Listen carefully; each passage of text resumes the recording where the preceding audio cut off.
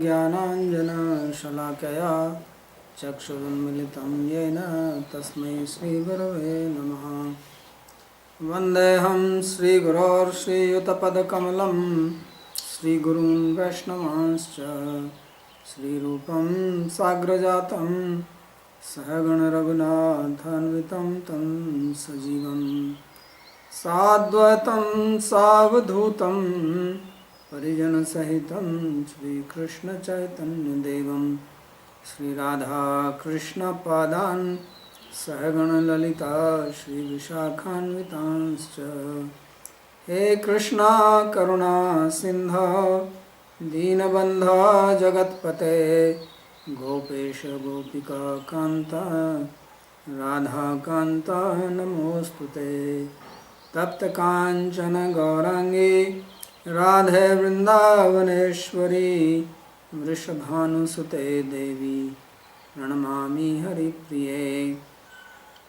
नमो महावदान्याय कृष्णप्रेमप्रदायिने कृष्णाय कृष्णचैतन्य नामिने गौरत्विषे नमः।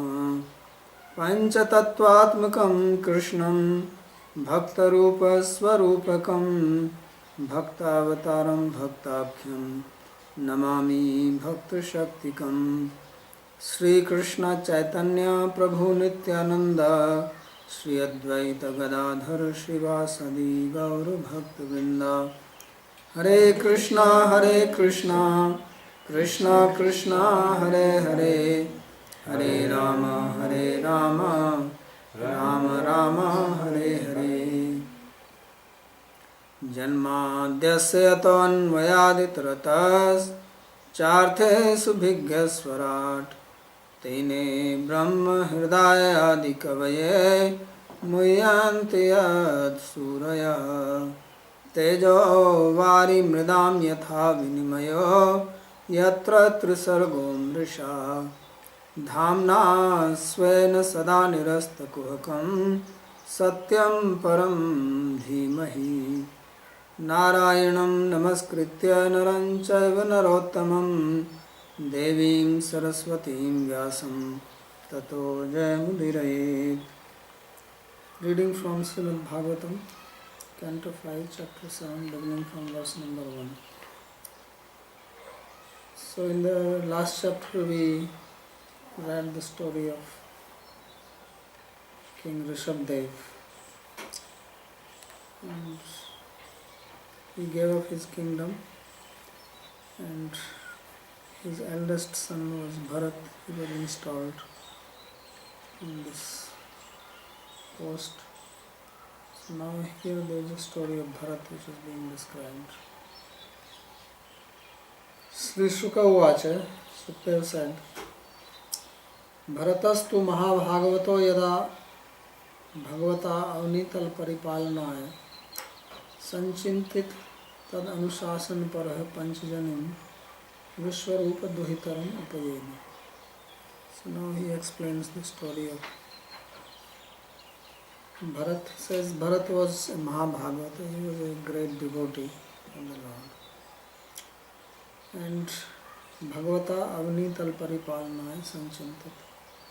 Rishabdev, he has desired that Bharat should take care of the earth, should become the king. So following that desire, he became the king, and then he married Panchajani, the daughter of Vishwarupa. So in the commentary, सप्तमे भवने यज्ञैः पत्रपुष्पादिभिर्वने भरतो भक्ति भरतो हरिनिजय दृढ़व्रता. In the 7th chapter there is a description that how he worshipped the Lord. When he was the king, he worshipped by doing sacrifices in his palace. And then it will be described that he gave up also his kingdom. And then he was worshipping the Lord with fruits and flowers from the forest. Bharato Bhakti Bharato Harinije Dridhavrata. So his name is Bharata, which means full or complete, because he was full of bhakti or devotion. So with staunch resolve and vows he worshipped Lord Krishna. That is the subject described here in this chapter. तस्यामु हवा आत्मजान कार्त्स्नेन अनुरूपान आत्मनः पंचजन्यामास भूतादिरिव भूत सूक्ष्मान. He had 5 sons from his wife Panchajani, who were just like him, also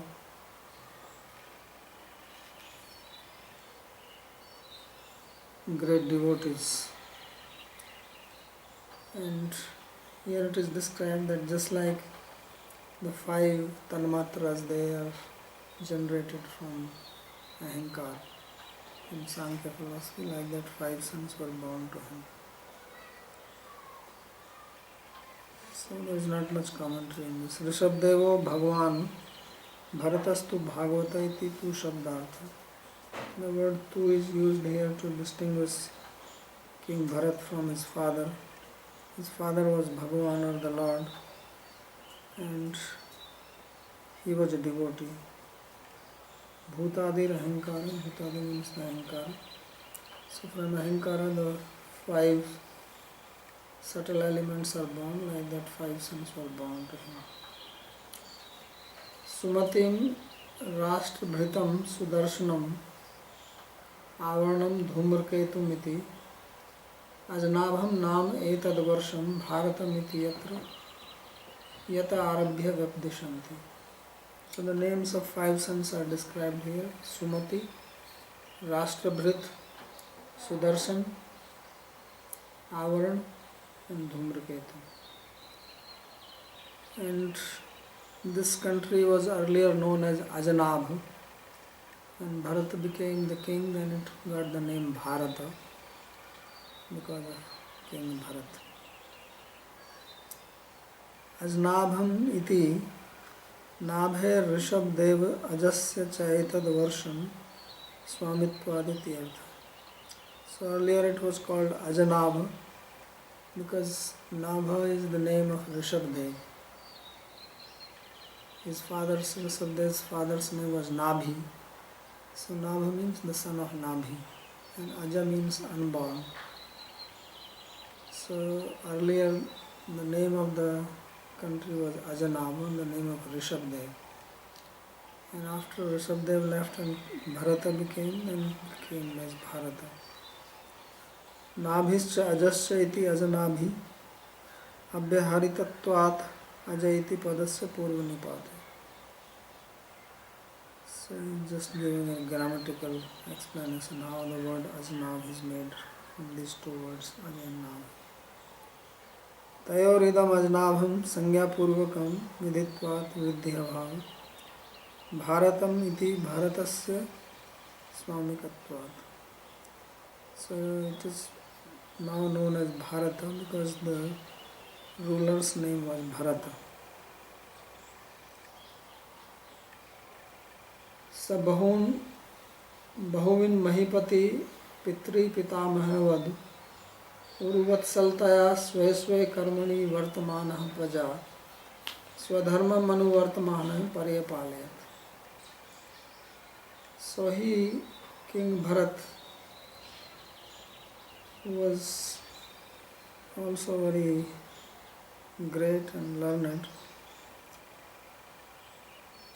He protected this earth or ruled over this earth by engaging people according to their varna and ashrama.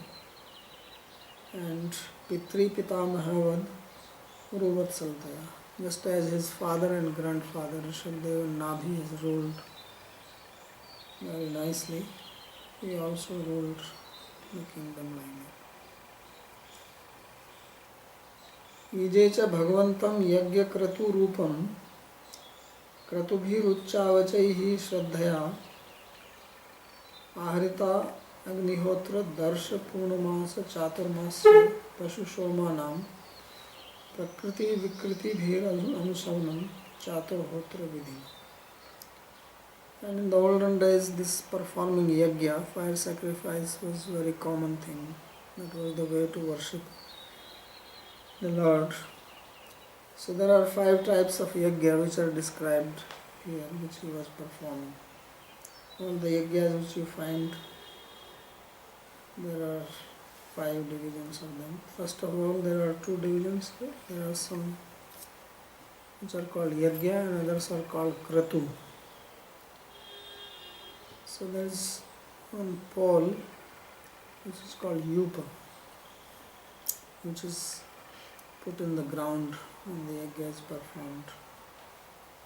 So yajna is that in which there is no yup, and kratu is that in which yupa is there. It used to be a tall wooden piece made from khadir, and that was where the animal was also tied with this yup. So this is the difference between yajna and kratu, that if it has yupa in it, this pole, then it is called kratu, and if there is no yupa, then it is called yajna. And then there are names. There is Agnihotra. Agnihotra was the yajna which was done by 3 classes of people, Brahman, Kshatriya and Vaishya, every day, morning and evening, twice a day. It's like we do puja to the deities morning, evening, or chanting of Gayatri mantra. Like that, they have to do Agnihotra every day. So that was the daily sacrifice. Then there was Darsha. Darsha was performed once a month, on a no moon day. So it comes once in a month. And then that is Amavasya. And the sun and moon, they come in the same line. That is called Amavasya. And then there is Purnamasa. Purnamasa is the full moon, and the moon goes on the opposite side of the sun. Earth is in the center. So the yajna which was done on Purnamasa was called Purnamasa. And there was Chaturmas. Chaturmasa was done in the rainy season for 4 months. So Chaturmasya and Pashu Shomana, and then there was 5th one was Pashu Som Yajna. They used to extract the Soma juice and the Soma Kripa. So these were the basically 5 types of yajna which are described. So he was performing them, Shraddhaya, Ahatagni, Ahitagni. There was always fire in the householder's house. So that fire was used, Agni. And there are 2 divisions of Prakriti and Vikriti. Dhiranu Savanam. Prakriti is yajna when the yajna is performed with all its limbs the way it is described in the Shastra. And Vikriti is when it is performed but not with all its limbs. Some things maybe are reduced or changed. Then it is called Vikriti. Chaturhotra Vidhina, and it was performed in the process of Chaturhotra. There used to be at least 4 priests, one related with one each Veda. There was Hota, Adhari, Brahma. So these 4 priests will perform, and and it was a big sacrifice, then there will be 16 priests, 4 each of the 4 Vedas. So this is something about Purnimasa which is described here.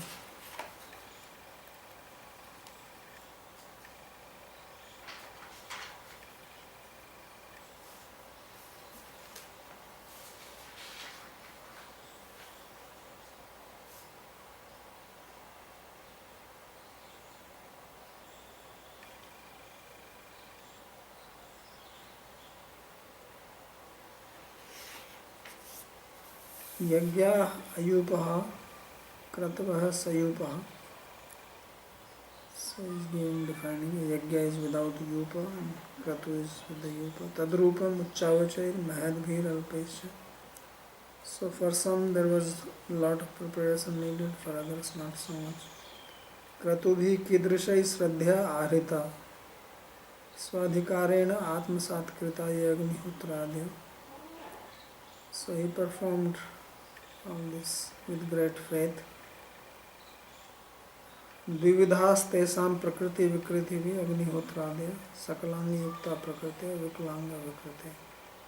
So prakriti is when it is complete with all its limbs. Vikalanga is when it is something is missing. Tair dvividhairapi ishtavan ityartha. So he worshipped with both of these processes. Now the next text is a little bit very technical. It is all related with the Purnimasa. It's very interesting. So sampracharatsu nana yageshu virachit anga kriyeshu apurvam yat tat kriyapalam dharmakhya pare brahmani yagya purushe सर्व देवता लिंगानाम मंत्राणाम अर्थ नियामकतया साक्षात्कर्तरी पर देवतायाम भगवती वासुदेव एव भावयमान आत्म नैपुण्य मृदित कषायो हविषु अध्वर्यो भीर गृह्यमानेषु सयजमानो यज्ञ भागो देवांस्ताम पुरुष अवयवेषु अभ्यध्यायत.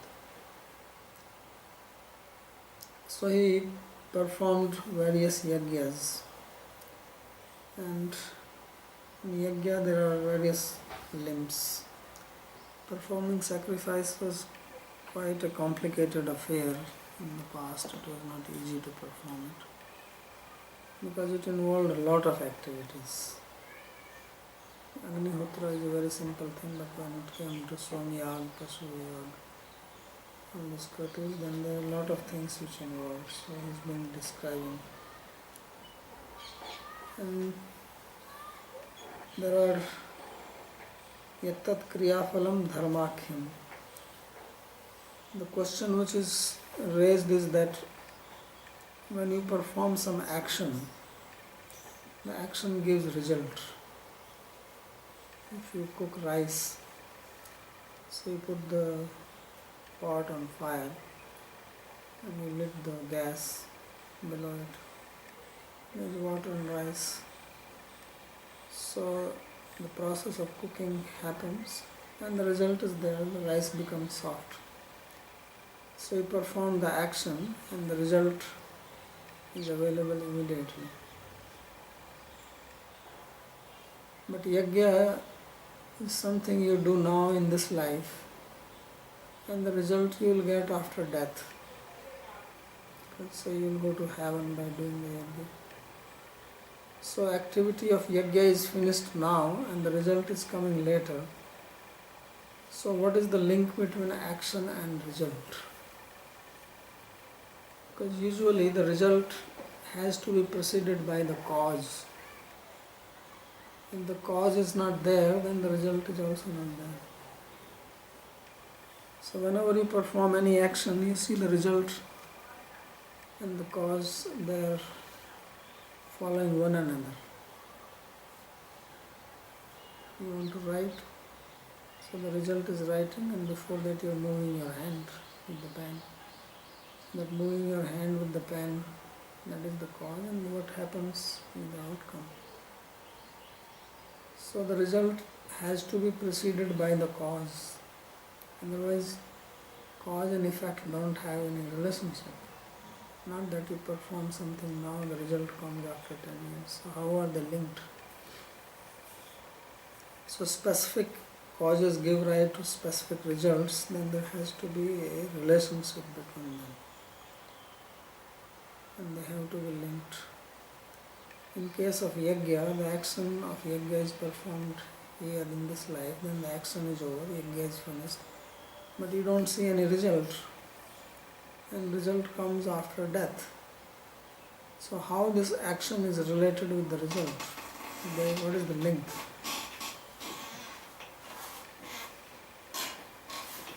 So the Purvamimasakas, which is one school of philosophy given by Germany, there are two opinions about it. And that is what is mentioned here. Ektat kriyaphalam dharmakya. So one is kriyaphala and another is dharmakya. It says that the result of that action becomes manifest in a subtle manner at that time only, but it manifests later on in the next life. So it remains like a seed. And the other philosophy is that when you perform that action, then something called apurva is created. And this apurva will reside in you, and this apurva will give the result in the next life. So apurva is preceding the result. So there is the yajna, and then yajna gives rise to apurva immediately, and then apurva gives the result as a heaven or whatever. So that is what is described here. Yattat kriyaphalam dharmakya. Pare brahmani yajna purushe sarva devata linganam mantranam arthaniyamate. So he was worshipping the Supreme Lord, who is the Yajna Purusha, and who is the Sarva Devata Linga, who is the source of all the devatas, and Mantranam Arthaniyamate, who is the controller of all the mantras. Sakshat Kartari Paradevatayam. So there is another two words are used, these are also technical. One is that whether this apurva is going to reside in the person who is doing the yajna, or it will reside in the devata who is being worshipped. These are two opinions. So sakshat kartari means the person who is doing it, and paradevata means the devata who is being worshipped. Because depending on whether you are performing the yajna as sakam or niskam, if you are performing it sakam, means with the intention of getting some material benefit, then the apurva will reside in you.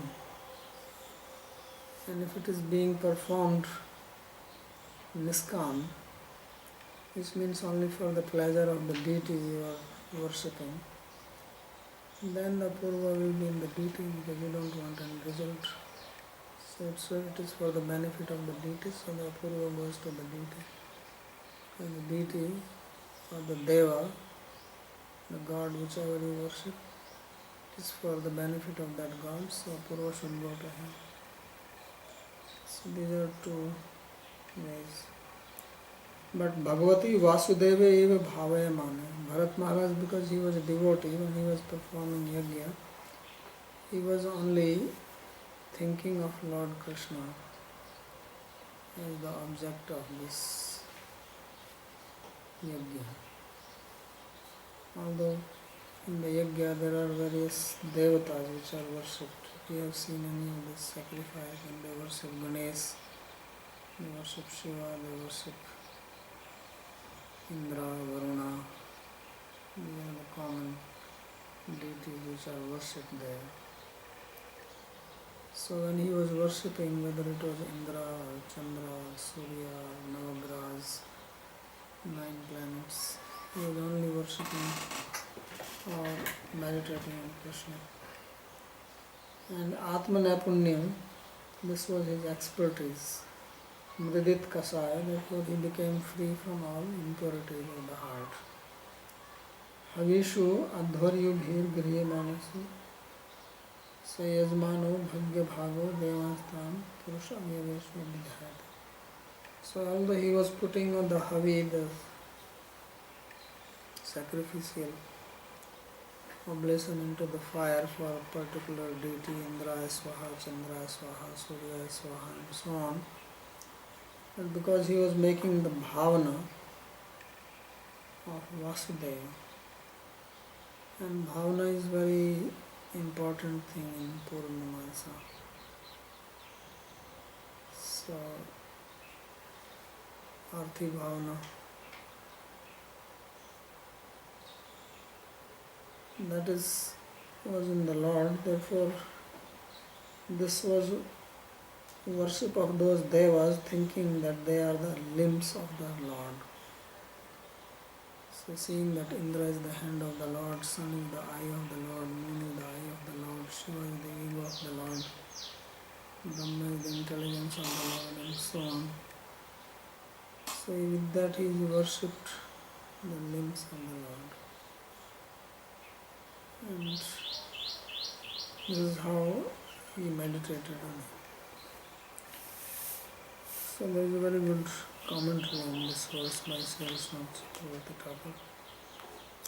It says, Nanu tavat karmani kurvita nanirvidyeta yavata matkatha sravanado va shraddha yavan jayate iti bhagavadukter bhagavad kathadishu prad shraddhasya niskamasya Suddha Bhakti Adhikarino Bharatasya Karma Kartritvam Karmafala Bhoktritvam Cha Katham Sangachata Ityata. So a question is raised that in the previous verse it was said that he performed the various types of yangas. In the 11th canto, when Lord Krishna is speaking to Uddhava, then he makes a statement where he says that there are three processes of spiritual perfection: Karma Yoga, Jnana Yoga and Bhakti Yoga. And there are no other processes besides these three.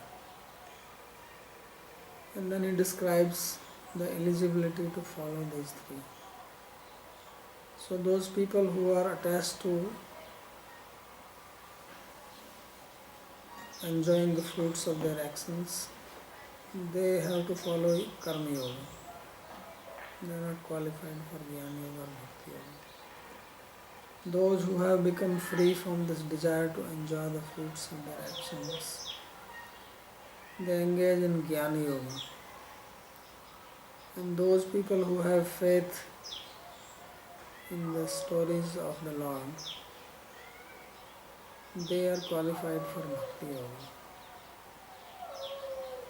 So he says that Karma Yoga actually is not the ultimate path. Ultimate path are only two, Jnana Yoga and Bhakti Yoga.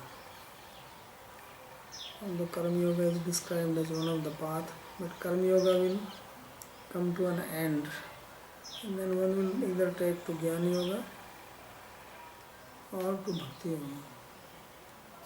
So in this verse he says that Tavat Karmani Kurvita Nanirvidyeta Yavata, that one should engage in Karma Yoga only as long as one has not become renounced.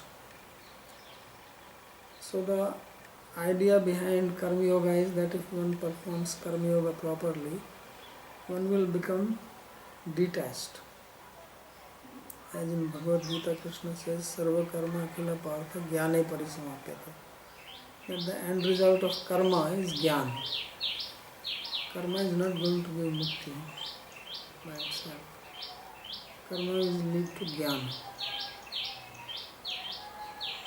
So if one comes to detached state of detachment, then one should give up Karma Yoga and follow the path of Jnana Yoga. That's what it says, Tavat Karmani Kurvita Na Nirvidyate Yavata. And the other one is Matkatha Sravanado Va Shraddha Yavan Jayate. Or one should engage in Karma Yoga as long as one has not developed Shraddha in hearing the stories about Krishna.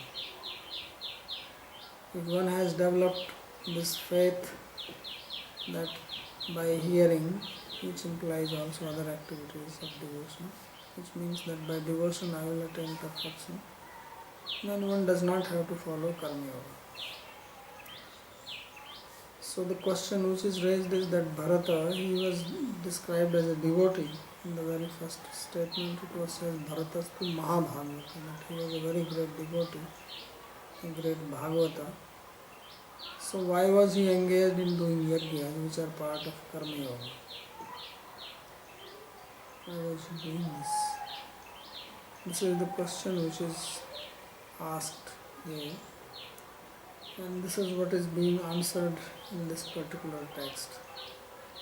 That how he was actually reconciling his being a devotee and simultaneously performing yajna, which is part of a karma yogi, not of a bhakti yogi. A bhakti yogi or devotee is not expected to perform karma yoga, because these are two separate things. So he says, Sampracharatsu pravartamanesu, that these yajnas which he propagated or he engaged in, Virachita Anushtita Angakriya Yesham, he performed the various processes of these yajnas. Tesu yad apurvam tatpare brahmani vasudeve sweshtadeve eva bhavena. So when you perform a particular part of yajna, so yajna has got many actions in it. You take rice and there's a process that you have to sprinkle water on it. It is called prokshan. So that sprinkling water on the rice, that also creates apurva. So now where will this apurva go in case of Bharat? Because he is a devotee, he is free from karma. So he says that this apurva which was being generated by performing that action, he gave it to Lord Vasudeva Krishna. He meditated like that on his worshipable Lord. Vasudeva Sweshtadeva eva bhavayamana. Asya karmano yat phalam bhavi tatra na me lipsha kintu tad vasudeva prithiyartam vasudeva eva samarpitam. So he meditated like this, that whatever apurva or the result will be generated by performing this activity, I have no desire to relish, enjoy or get that fruit. Let this be for the pleasure of Lord Krishna, and I offer it to him. This is how he meditated. Tatra na me swatvamiti chinti, that I do not have the right over the result of this action. This is how he deliberated, he thought. So therefore there are mantras which are chanted like this. Indraya swaha, idam indraya namama. And they do this yajna like this. They say Indraya swaha, it is for Indra, not for me. They say like that. Chandraya swaha, idam chandraya namama. So for every mantra they will make a statement that it is for this and not for me, it is for this, not for me. If one is doing a niskam yajna, if one is doing a yajna without any material desire, if you are doing with the material desire, then you say it is for me. But I want the benefit of this. So this is how he reconciled. So now a question is raised on this. Nanu karma kartri pradhanam devata pradhanam va iti mimansaka nam pakshadvayam. So it says that according to Mimamsakas, there are two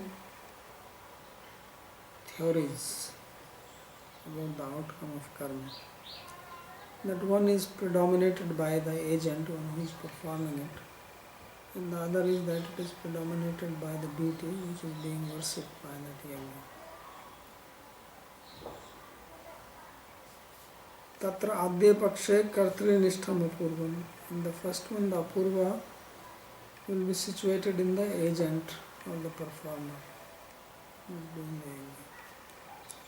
Dvitiya karmano devata aradhanarthatvat devata nishtam. And in the second one, the apurva will be situated in the deity for whom the yajna is being performed, because it is for his worship.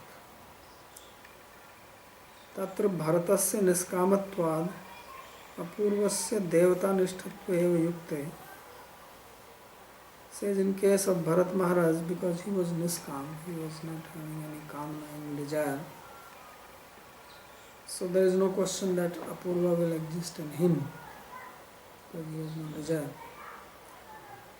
So therefore it will be in the devata, in the deity.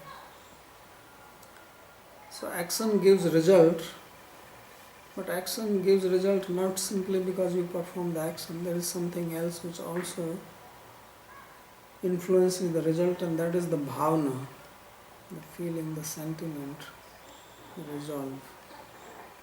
It's like when you eat food. So you eat food and food gets digested and it gives you energy.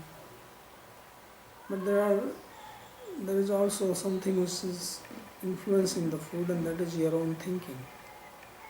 If you are not in a peaceful mood, if you are in an angry mood or a sad mood, then that is also going to influence the result of that food, the digestive system. So this is applicable with every action. If you perform an action with a particular thought, then that thought is also influencing the result. Not just the physical action is giving the result. And this is very much true when you perform spiritual activities, like worship, etc. So it is not just a mechanical process that you ring the bell and perform puja, but what is the consciousness of the person who is performing? So consciousness creates a very big impact on the result. The same activity can give different results if the consciousness is different. So with how much awareness, with how much intensity one performs the action, then the result comes accordingly.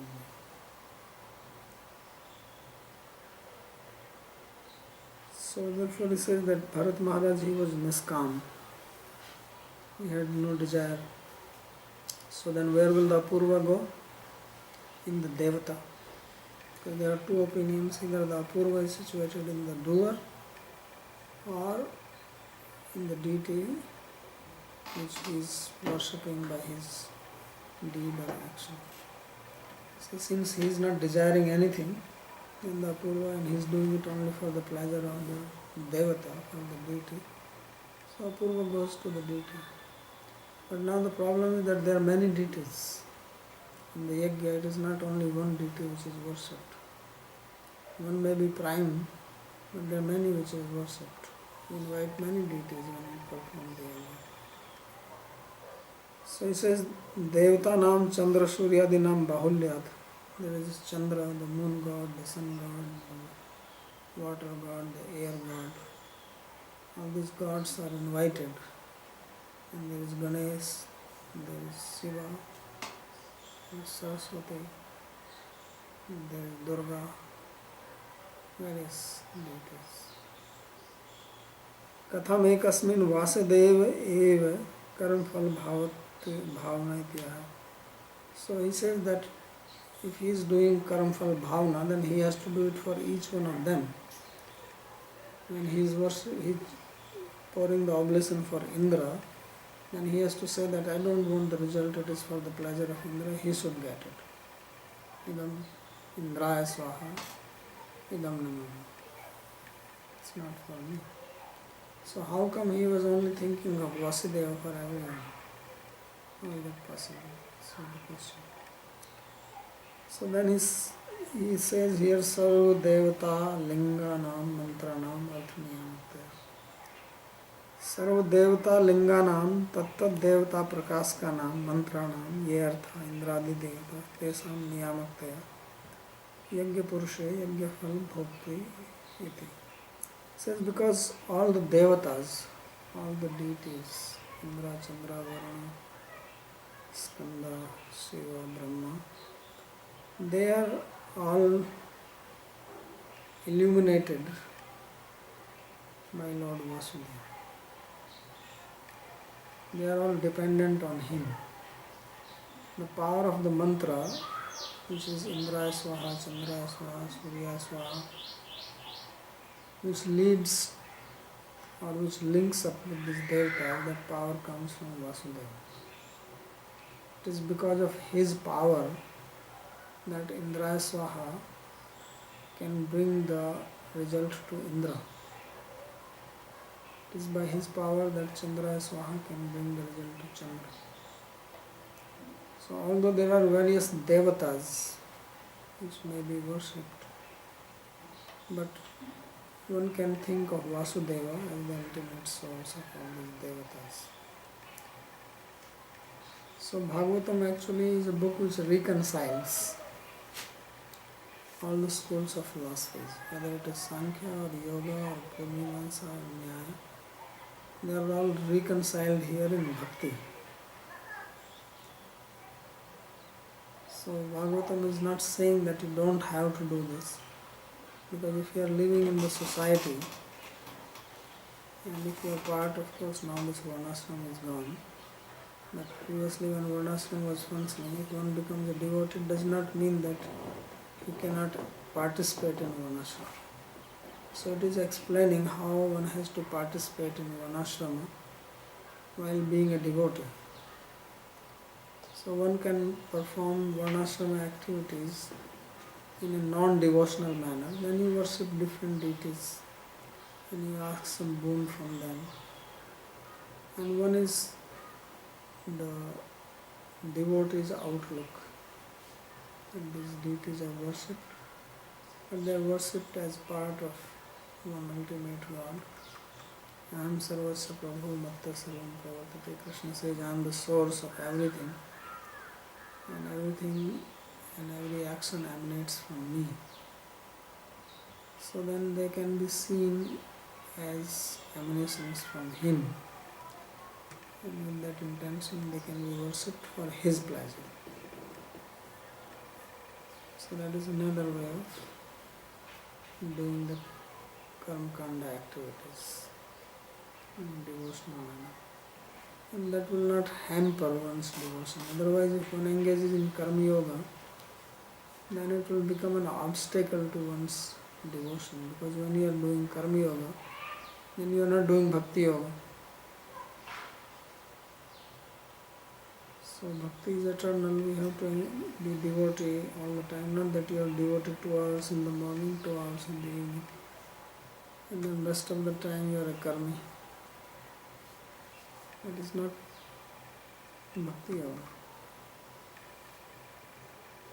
So this is explaining that. Whether one is a yogi or one is a Sankhya follower, all this can be done with devotion.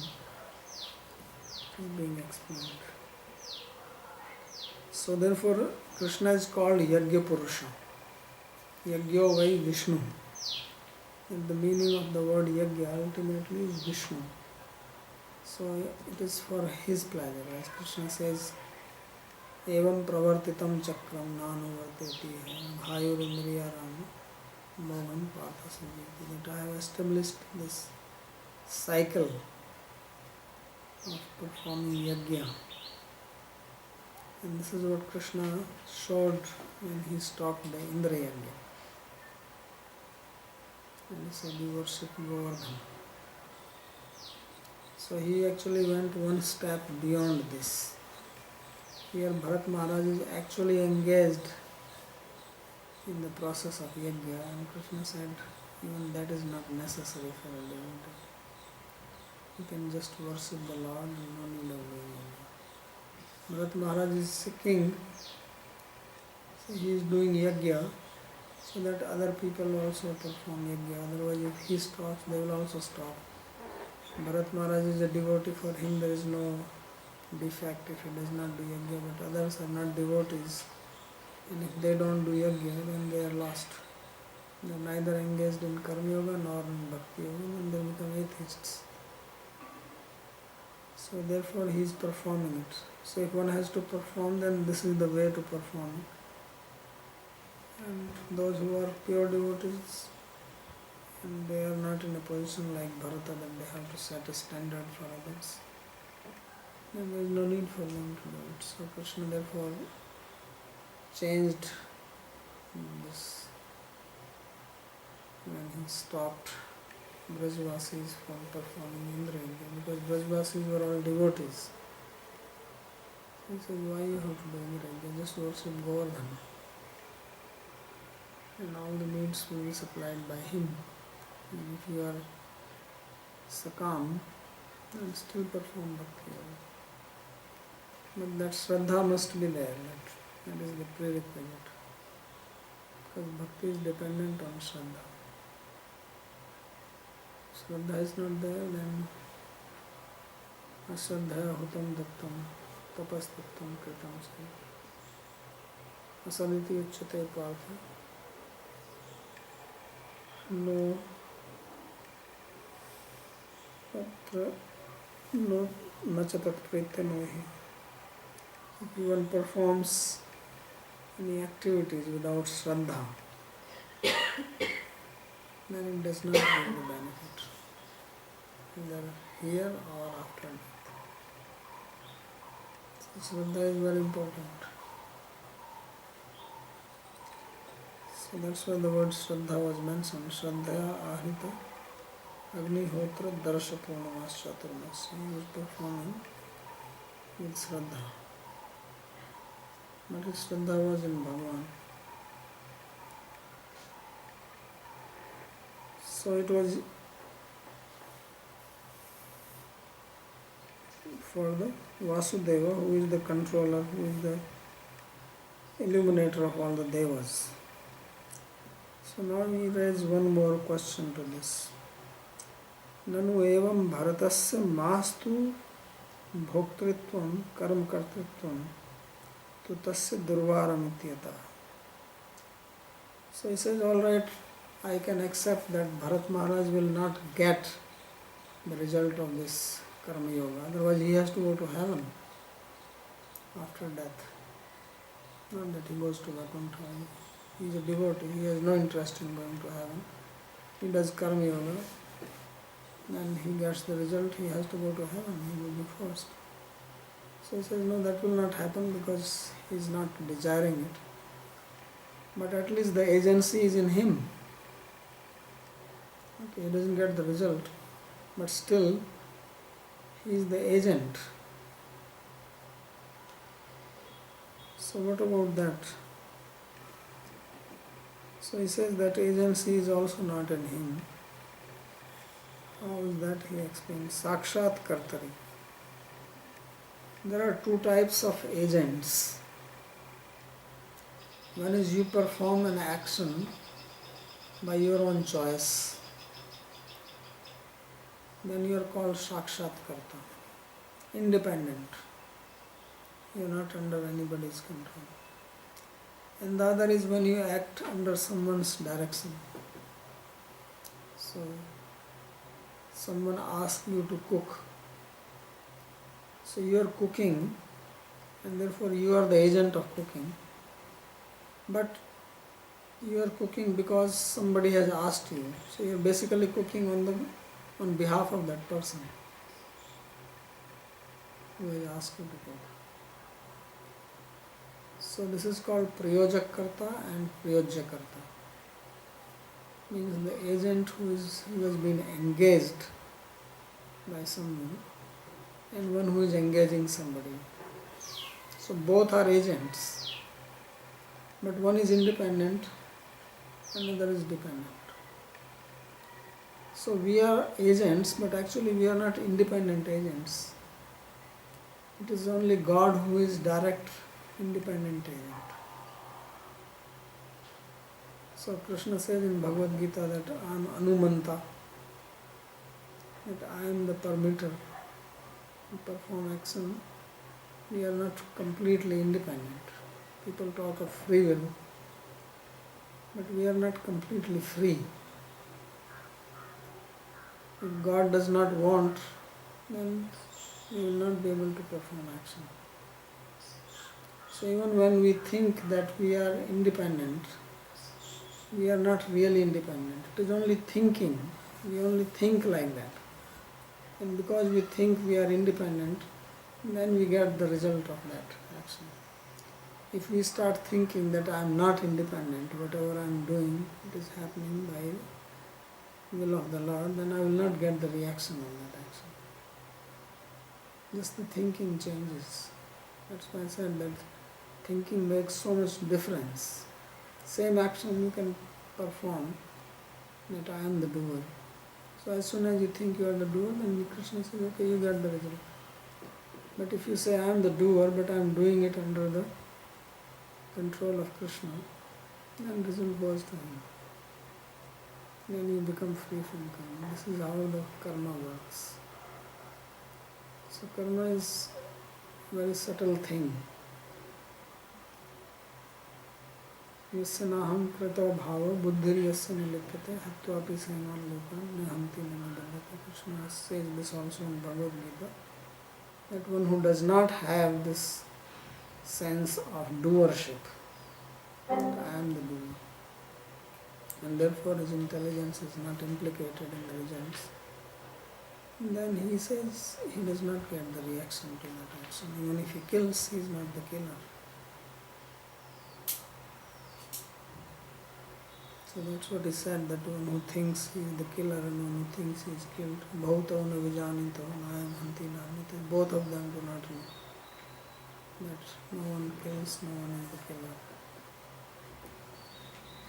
So prakrita kriyamānāni gunai karmāni sarvasya ahankara vimudhatma karta amiti manite. Action is happening in prakriti, which is not in our control. That is controlled by Krishna, but being attached to the material body, identifying with the material body, we think we are the doer. And then when we think we are the doer, then we suffer or enjoy the outcome of that action.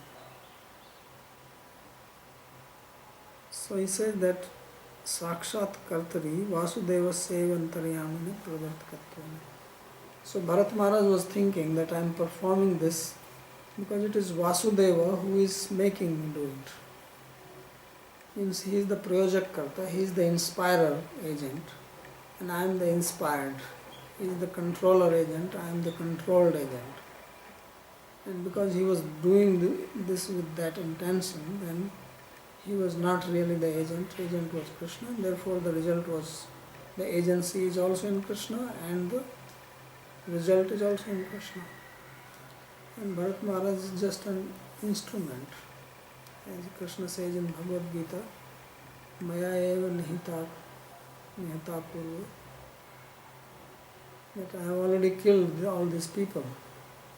Nimit matram bhava sarvasam. You just become an instrument. So when you write with the pen, you don't say that pen is writing. You say I am writing. I am the writer. Pen is only an instrument. So like that we are actually instrument of God. And if we can understand this clearly, then it is God who is doing everything. And I am just not implicated in it. So if someone paints painting, or someone writes a good letter or a bad letter or a visual letter, then you don't blame the pen. But let's break this pen because he wrote such a nonsense thing. You blame the person who is writing. So same way, if we become an instrument of God, then good or bad, we are not responsible for it. It is he who is responsible. That's what he was telling to Arjuna, to fight. So Arjuna is thinking, I am the fighter. Krishna is saying, don't think like that. And then he fight. So he is not saying that don't act. He is saying you act, but you learn the art of acting. And once you perfect that, then you will see that this is all Leela of God. Then you will see that it's all Krishna's play. But when we don't have that vision, then we see a different thing in the world. So Sakshat Kartari, that's the word which is used. It's a very interesting verse. Sakshat Kartari Pardevataya. So he is the real agent and we are actually the secondary agents. So प्रयोजक कर्ता स्वतंत्र इति in the Sanskrit grammar also it is said that there are three types of karta: swatantra karta, prayojak karta, prayojya karta. Because in grammar, karta agent is one who is independent. So karta swatantra iti ukta hi प्रयोज्य कर्ता तथा कर्ता इति त्रिविधा स्मृता. So this is very nice analysis he is doing. So साक्षात् कर्तरि वासुदेवस्यैव अंतर्यामिनः प्रवर्तकत्वम्. So Vasudeva is the direct agent. As antaryami, as he said, matta smritir jnanam apoham. Sarvasya chaham vedisannavishta. I am in everyone's heart. And from me comes memory, forgetfulness, knowledge. So it is he who is giving. We are not independent. Swatantra kartritvat sakshat kartritvam न तो तत्प्रयोज्यस्य यजमानस्य स्वतंत्रस्य. For Bharat, he says that I am not the direct doer because I am only the prayojya karta. I am like just like you ask your servant to do something, and servant is doing it under you. Somebody owns a company and he is making car, so we say that this person makes car. He is not doing anything. He probably never goes onto the assembly line and does anything with the car. It is other people who are assembling. Somebody is fixing the tire, somebody is putting the engine, somebody is putting the seat, somebody is painting it. They are actually making the car, but to say that he makes the car, the owner. So why do we so? Because they are working under his order. He is the employer, they are the employed. So although the employed are the one who are actually doing the action, but employer is called as the doer. Without him they will not do.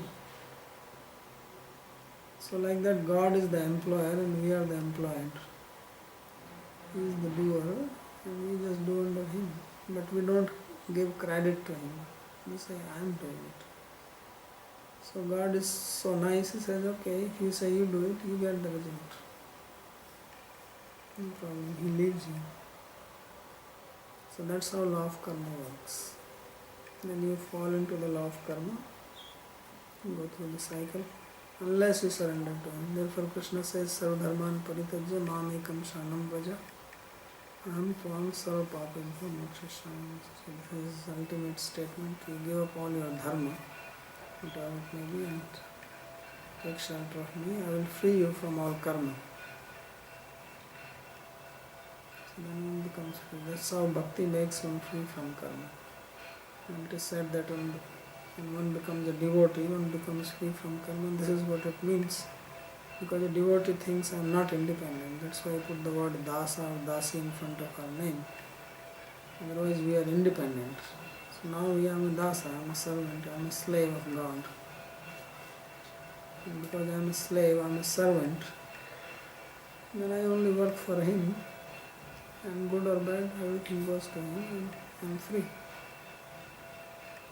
So people think they are free, but you become free when you give up your freedom. See the paradox. As long as you think you are free, you are independent, you are not free, you are not independent. When you decide that I am not independent, then you really become independent. So this is how Bharata was thinking. And that's why India has name on this person. At least those who live in India should think like this and they become free.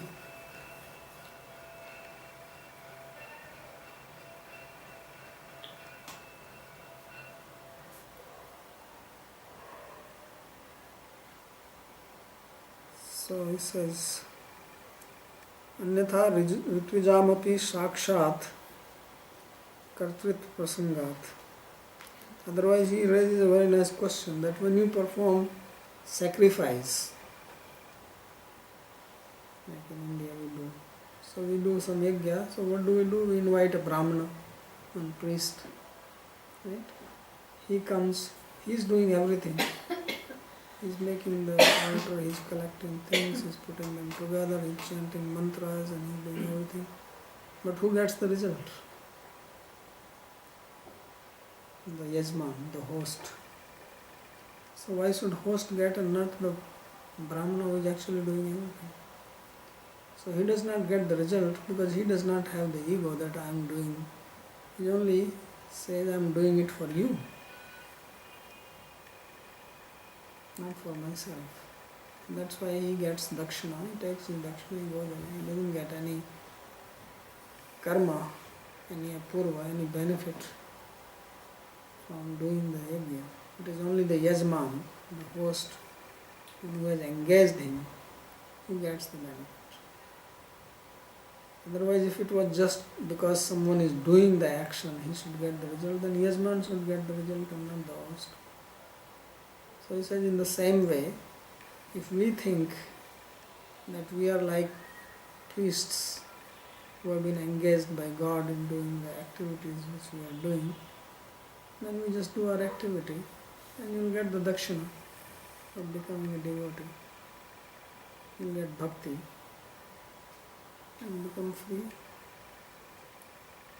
So that's what is being described here. So I will stop here. There's much more in this commentary. We'll read that tomorrow. If there is any question on this. If I decide to perform an action, and I decide to steal something, so God did that? Well, that's what he's saying. Depends what is your mentality.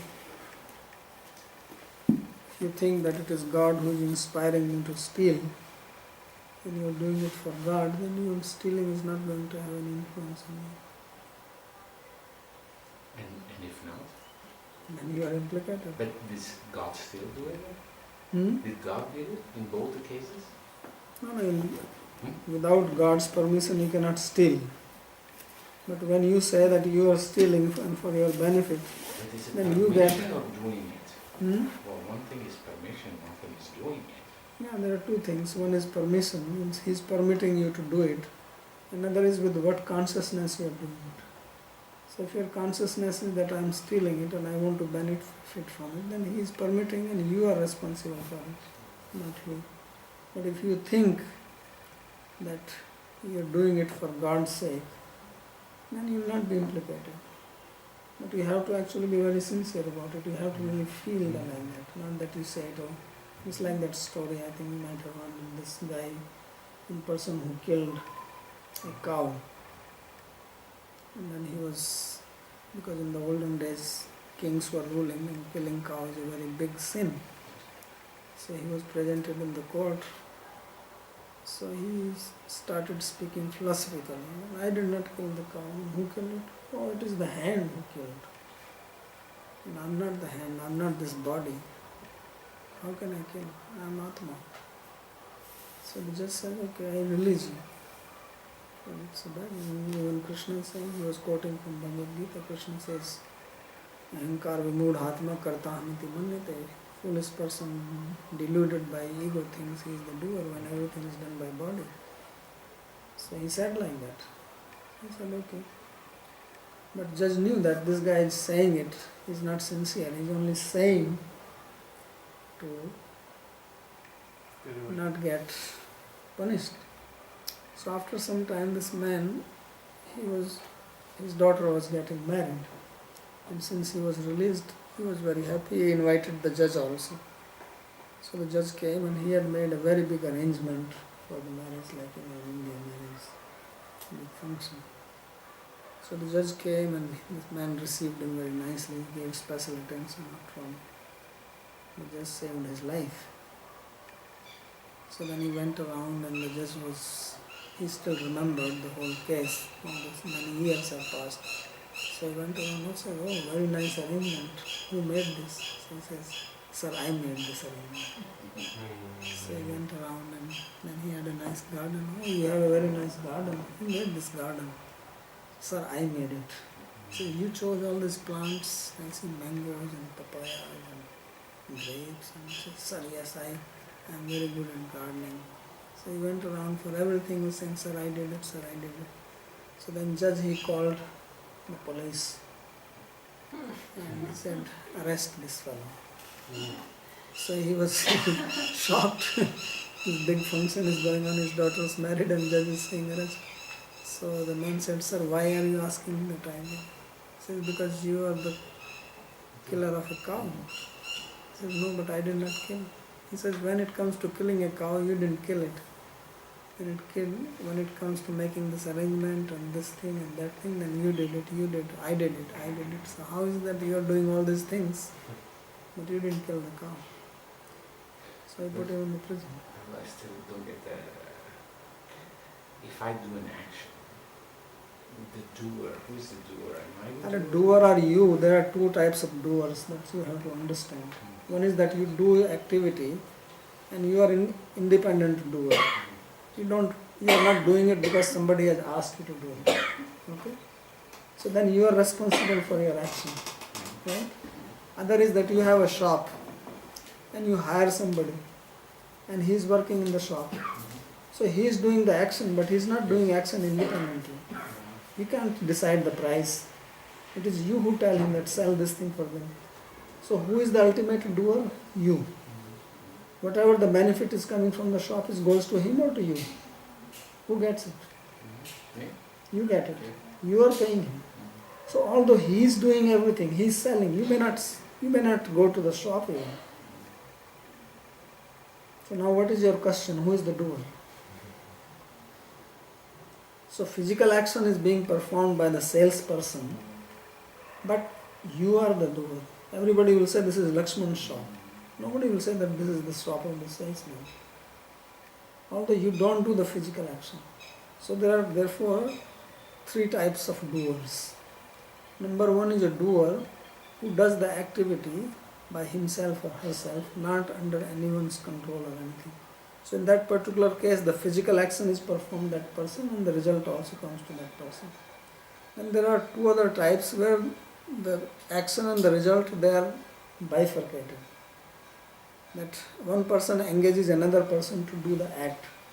The action is performed by the other person, but the result comes to this person.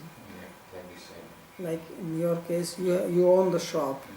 So you have hired, say, Ramdas as a salesperson. So Ramdas is doing all the work, but you are getting the result. So here all the physical action is performed by Ramdas. You are the prime agent and he is the secondary agent. So here both are agent. One is primary and the other is secondary. So primary one is the one who will get the result. Secondary one will not get the result. It's up to the primary what he gives to the secondary. This is how it works. So in our case also, God is the primary agent. Although he is not doing the physical action. We are doing it. But when we think that we are independent, this is where the thinking part comes in this particular example. So then we become responsible. In your case, the salesman cannot think independently what he will do because you are actually physically present to supervise. In our case, what happens that God is not visible to us. He is actually the master. He is the owner. He is the controller. Everything he is. We read this all the time in Shastra. But we don't see him. And because we don't see him, suppose you don't go to the shop and the salesman has never seen you. Even if he comes, you come in front of him, he may not even recognize you that you are Lakshman and you are the owner of shop.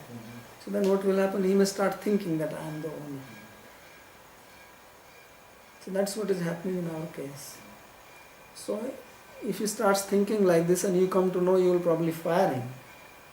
In our case, God does not do that. He allows this. If you think that I am the doer, then He gives the permission to think like that. But then He makes you responsible for the result of that action. Although He is the still permitter. Without His permission He cannot do it. Because He is permitting you to steal. So you want to steal, okay, steal. But then you may know that you are responsible for it, not me. So that's how the world is running.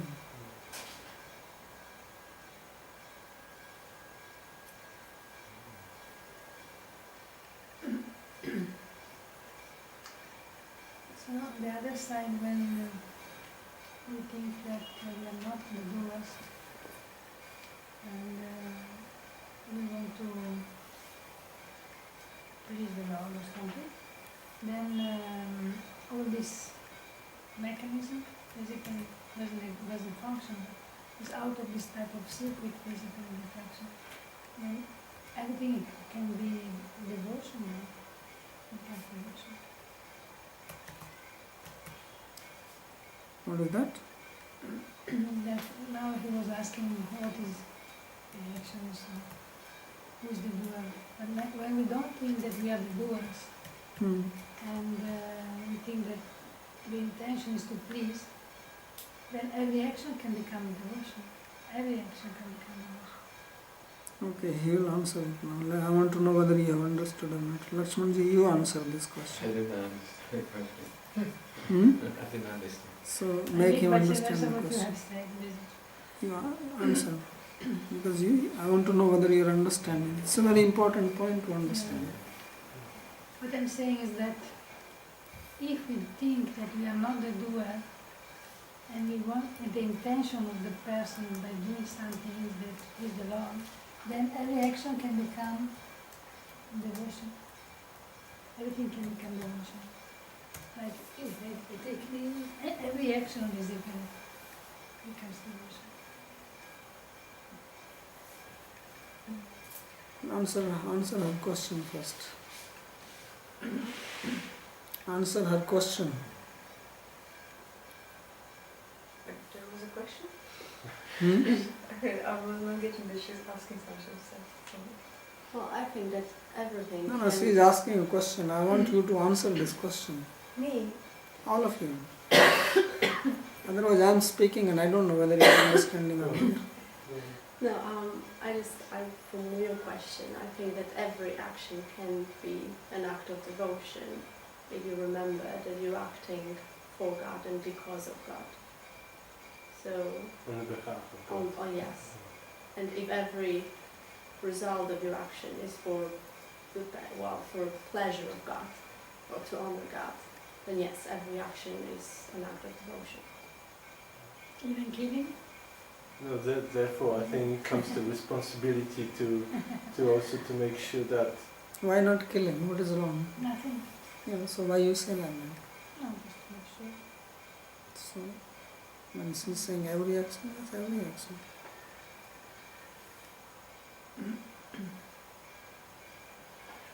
It feels for me just like so, it looks like it is so simple to say, okay, it's not my action, but we have ego, we have desire. And that's where the problem comes. Desireless for this state that we really could say, it's not my action, there shouldn't be desire, there should be some purity, some high level of purity. Otherwise it comes, I have seen many people on spiritual paths, they're saying, they're just saying it, oh, it's not my action, they're doing some bullshit. And then they're saying, oh, it's not me. It's not me, just the God's will and whatsoever. And it doesn't seems to me to be really true what they're saying. They're just manipulating. That's why I told the story. Manipulating. For that reason only I told the story. It's not question of saying it. I'm again and again repeating this point. It's not question of saying. You can say anything. Because with your tongue you can vibrate any sound. It is question of what is in the consciousness. Whether you are really like that. And do you really think like that, or you are just saying it? So there has to be harmony in your statement and your consciousness. If that harmony is not there, that is called hypocrisy. As in that story. So then there is another story, and that is the story of Kabir. Have you heard of this saint Kabir? Kabir was a great saint, and he had a son whose name was Kamal. Kamal means wonderful. His son was really wonderful, like father, like son. There are many nice stories about him. So Kabir was a householder, simple guy, and all his life he remained a householder. And he was a weaver. And how weaving cloth. Yeah, weaving. And in India they used to weave with these machines. I don't know if you have seen these wooden things, and you put the thread and then you put it down, and you put the thread and put it down, and khaddi. So every day he will weave, and then he will go and sell it. He was living in Banaras and bring the money and then maintain his family. And he was always thinking that I am making it for Ram, Lord Ram. He was like a devotee of Lord Ram. That was his consciousness. So he will sell it, and when he was selling, he was thinking I am selling it for Ram. But he was very highly realized person, and naturally it's like diamond, you cannot hide it. It will show its light or some, you have some fragrance, even if you cover it, the fragrance will come out. So he was fragrant person, realized. So slowly people came to know about his high state of mind. They started coming to him, asking him questions, solving their problems. He also did many miracles. And he had a lot of guests coming, and the principle was that whoever came to the house, then he has to be given something to eat or drink. But he's a poor guy, from where he can support this? So more and more people started coming, and then they were even borrowing. So it became a problem for the wife and son.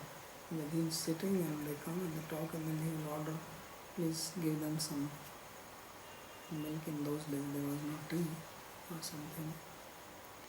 So they have to borrow. And there are many stories up to the extent of his wife going for prostitution to that money. But one day the son said, he got so fed up, he came to the father and he says, what is this? There is nothing you think we should steal. I should go for stealing. And he said it out of anger, and Kabir said, yeah. Kabir said, yes. So the son was shocked. He never thought that my father, who is so great, he will say, even if I am saying it out of anger. He said, yeah. And then he asked, if I go for stealing, will you come with me? And he said, yes. But Kabir was not joking, he was serious. Because for a person like him, stealing or begging or taking money, it makes no difference. For him, everything is for God. So his son now got caught. He said something, and he said, okay, let me try my father, because son was also not an ordinary son. So then he made a plan, and then at night when it was dark, he told his father, okay, let's go for stealing. So he said, yeah, let's go. So they both went. Now they of course don't know how to steal, but they took whatever, some shovel or something, breaking the wall from the back side of the house and getting some grains. That's obviously they're not looting a bank in those days. So the son started breaking slowly, and the Kabir was there looking, nobody is coming there. So he made a hole, and then he pulled out one bag of rice. So Kamal said, we got this one bag, now let's go. So he said, no, not like this. He says, you go and wake up the owner of the house and tell him that we have stolen this and we are going. So he says, what kind of stealing is this? He says, we could have bag. He said, no, we don't want to bag. He said, we want to steal. We are stealing, but we should inform the guy. Otherwise, poor guy in the morning, he wakes up, he will be in anxiety, what happened, and this and that. So the son has to do it. So son went, and he woke up the man, and man suddenly wakes up and he sees this man, and he thought, oh, thief. He says, yes, I am a thief. So he says, yes, you are a thief and you are not running away. He says, no, I am not running away. He says, why? says, because my father has told. He says, your father? Who is your father? He says, Kabir. He says, Kabirji is here? Kabirji is here? He says, yes. He says, where is he? He says, he's standing on the backside. He says, why is he standing on the backside? He says, because he has come to steal. So this guy didn't know whether he is dreaming or he's awake or what is going on. Because can you imagine that thinking that Kabir is actually there to steal? So he came out and he came to the backside and he actually saw that they have broken the wall and they have pulled out a bag of rice and Kabir is standing there. Kabir is unfazed by the whole thing. He's not worried. When he came and said, oh, we just want to tell you that we have stolen one bag of rice from your house. So this man said, but sir, why you did that? You should have come and asked me, and I don't understand. He says, no, because my son, he wanted me to accompany for stealing, so I agreed and I came. So this shows he was inside like that. For him everything was for God. He was in God consciousness. For him the stealing was also part of God, and the son asked, so he came. So this is another side of it.